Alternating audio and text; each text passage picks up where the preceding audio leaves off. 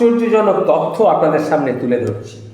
সম্প্রতি একটা সমীক্ষায় জানা গেছে যে আমাদের ভারতবর্ষে 12% অর্থাৎ 12% হিন্দু বিয়েই করে না, আর 79% হিন্দুদের মাত্র একটি করে সন্তান।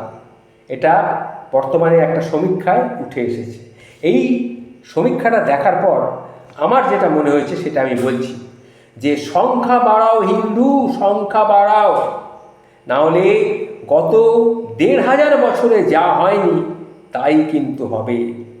কোনো যুদ্ধ নয়, শুধু জনসংখ্যা দিয়েই সম্পূর্ণ ভারতবর্ষটা দখল হয়ে যাবে। যেমন অতীতে হয়েছিল গান্ধার দখল হয়ে গিয়েছিল, পাকিস্তান দখল হয়ে গিয়েছিল, বাংলাদেশ দখল হয়ে গিয়েছিল।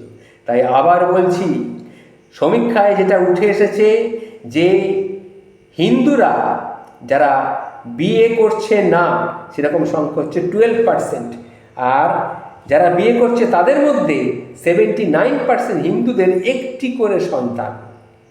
এবার সেটাই উঠে এসেছে, এই জনসংখ্যার এই যে বৃদ্ধি করা খুব প্রয়োজন।